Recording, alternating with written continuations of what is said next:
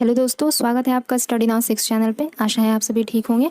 तो एक बार फिर से प्रैक्टिस सेट की क्लास शुरू करते हैं। अगर अच्छा लगे तो लाइक शेयर सब्सक्राइब ज़रूर कीजिएगा। पहला प्रश्न देखिए, 25 प्रश्न रहेंगे इस प्रैक्टिस सेट में। निम्नलिखित में से किस शब्द में उपसर्ग है? इनमें से किस शब्द में उपसर्ग है? ऑप्शन है दशक, पराजय, लालिमा या फिर कारीगर।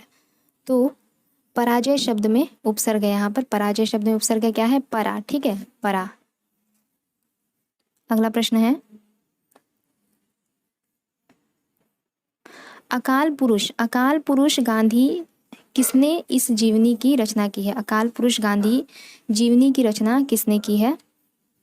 जैनेन्द्र अज्ञे, डॉक्टर देवराज या फिर प्रभाकर माचवे। तो अकाल पुरुष गांधी जीवनी की रचना की है जैनेन्द्र ने। अकाल पुरुष गांधी एक जीवनी है जिसके रचनाकार कौन रहे? तो जैनेन्द्र। आगे देखिएगा, साये में धूप काव्य कृति के रचयिता कौन रहे? साये में धूप काव्य कृति के रचयिता रघुवीर सहाय, दुष्यंत कुमार, नरेश मेहता या फिर धर्मवीर भारती। तो साये में धूप काव्य कृति के रचयिता रहे दुष्यंत कुमार। साये में धूप काव्य कृति के रचयिता कौन? दुष्यंत कुमार। किस कवि को अभिनव जयदेव की उपाधि, मतलब किस कवि को अभिनव जयदेव के नाम से भी जाना जाता है? विद्यापति, भवभूति, नरसिंह मेहता या फिर रविदास। तो विद्यापति को अभिनव जयदेव के नाम से भी जाना जाता है। विद्यापति को अभिनव जयदेव भी कहा जाता है, याद रखिएगा, इंपॉर्टेंट है सभी प्रश्न। उपदेश रसायन के रचयिता कौन है? जिनदत्त सूरि, जिनधर्म सूरि, शालिभद्र सूरि या फिर धनपाल। तो उपदेश रसायन के रचयिता है जिनदत्त सूरि। उपदेश रसायन के रचयिता कौन रहे? तो जिनदत्त सूरि। इसके अलावा डॉक्टर गणपति चंद्रगुप्त ने भरतेश्वर बाहुबली रास के रचयिता शालिभद्र सूरि को, डॉक्टर गणपति चंद्रगुप्त ने शालिभद्र सूरि को हिंदी का प्रथम कवि माना है, याद रखिएगा। राहुल सांकृत्यायन ने हिंदी का प्रथम कवि सरहप्पा को माना है और डॉक्टर गणपति चंद्रगुप्त ने शालिभद्र सूरि को हिंदी का प्रथम कवि माना है, इंपॉर्टेंट है।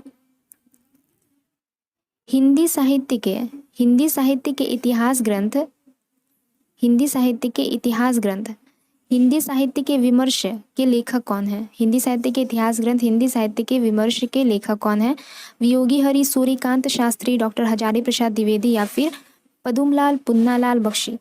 तो हिंदी साहित्य के विमर्श के लेखक है पदुमलाल पुन्नालाल बख्शी। ठीक है, पदुमलाल पुन्नालाल बख्शी हिंदी साहित्य के विमर्श के लेखक है। अगला प्रश्न है, पराधीन सपनेहु सुख नाही पंक्ति किनके द्वारा लिखी गई है? रहीमदास, कबीरदास, मलूकदास या फिर तुलसीदास। तो पराधीन सपनेहु सुख नाही यह पंक्ति है तुलसीदास द्वारा लिखित। ठीक है, पराधीन सपनेहु सुख नाही तुलसीदास की पंक्ति है। गोकुलनाथ की रचना का नाम क्या है? 84 वैष्णव की वार्ता, भक्तमाल, छिताई वार्ता या फिर गोसाई चरित। इनमें से गोकुलनाथ की रचना का नाम है 84 वैष्णव की वार्ता। गोकुलनाथ की रचना का नाम क्या है इनमें? तो 84 वैष्णव की वार्ता। अगला प्रश्न देखेंगे, सन 1954 ईस्वी में, ठीक है, यहाँ पे 1954 हो जाएगा, यहाँ पे 1954 कर लीजिएगा। सन 1954 में प्रकाशित नई कविता पत्रिका के संपादक कौन थे? सन 1954 में प्रकाशित नई कविता पत्रिका के संपादक थे अज्ञे, धर्मवीर भारती, श्री नरेश मेहता या फिर जगदीश चंद्र गुप्त। ठीक है, जगदीश चंद्र गुप्त सन 1954 ईस्वी में प्रकाशित नई कविता पत्रिका के संपादक थे, इंपॉर्टेंट है। कविता क्या है निबंध के लेखक कौन है? कविता क्या है निबंध के लेखक रामचंद्र शुक्ल, आचार्य हजारी प्रसाद द्विवेदी, अध्यापक पूर्ण सिंह या फिर कुबेरनाथ राय। तो कविता क्या है इस निबंध के लेखक है आचार्य रामचंद्र शुक्ल। कविता क्या है निबंध के लेखक कौन है? तो आचार्य रामचंद्र शुक्ल। अगला देखते हैं, चांद का मुंह टेढ़ा है इसके रचयिता कौन है? नागार्जुन, मुक्तिबोध, धर्मवीर भारती या फिर धूमिल। तो चांद का मुंह टेढ़ा है इसके रचयिता है गजानन माधव मुक्तिबोध। मुक्तिबोध का पूरा नाम क्या है? गजानन माधव मुक्तिबोध। चांद का मुंह टेढ़ा है रचना की है इन्होंने, गजानन माधव मुक्तिबोध ने। संघ की राजभाषा, संघ की राजभाषा हिंदी, संघ की राजभाषा हिंदी और लिपि देवनागरी होगी। यह संविधान के किस अनुच्छेद में वर्णित है? संघ की राजभाषा हिंदी और लिपि देवनागरी होगी।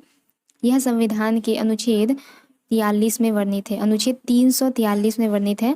संघ की राजभाषा हिंदी और लिपि देवनागरी होगी। यह संविधान के अनुच्छेद 343 में वर्णित है। अगला प्रश्न देखेंगे। पंकज शब्द निम्न में से किससे संबंधित है? रूढ़, यौगिक, योग रूढ़ या फिर इनमें से कोई नहीं। तो पंकज शब्द एक योग रूढ़ शब्द है। पंकज शब्द एक योग रूढ़ शब्द है। केदारनाथ सिंह किस सप्तक के संकलित कवि है? केदारनाथ सिंह किस सप्तक के संकलित कवि है? तार सप्तक, दूसरा सप्तक, तीसरा सप्तक या फिर चौथा सप्तक? तो केदारनाथ सिंह तीसरा सप्तक, केदारनाथ सिंह तीसरा सप्तक के संकलित कवि है।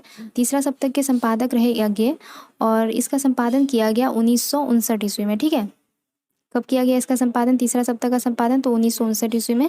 और केदारनाथ सिंह तीसरा सप्तक के संकलित कवि है और इनमें कुल 7 कवियों की रचनाएं संकलित है। तीसरा सप्तक में कुल 7 कवियों की रचनाएं संकलित है।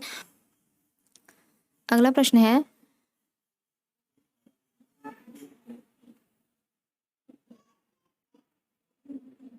प्रतिपल, प्रतिपल परिवर्तित व्यूह भेद कौशल, प्रतिपल परिवर्तित व्यूह भेद कौशल समूह राक्षस विरुद्ध प्रत्युह, प्रतिपल परिवर्तित व्यूह भेद कौशल समूह राक्षस विरुद्ध प्रत्युह क्रुद्ध कपि विषम। प्रस्तुत पंक्तियां किस प्रसिद्ध लंबी कविता से उद्धृत है? प्रतिपल परिवर्तित व्यूह भेद कौशल समूह राक्षस विरुद्ध प्रत्युह क्रुद्ध कपि विषम, यह पंक्ति किस लंबी कविता से ली गई है?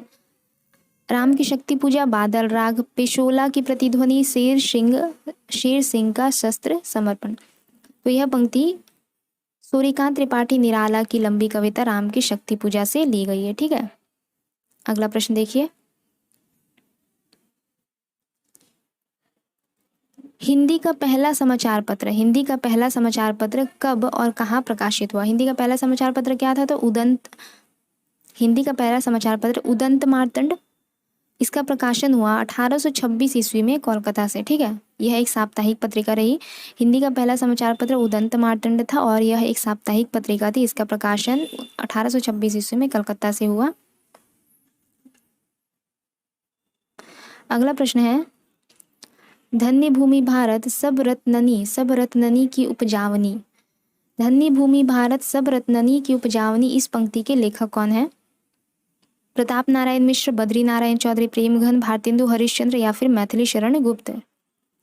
तो धन्य भूमि भारत सब रत्ननी की उपजावनी, इस पंक्ति की रचयिता है बद्री नारायण चौधरी, प्रेमघन। ठीक है, अगला प्रश्न देखिएगा।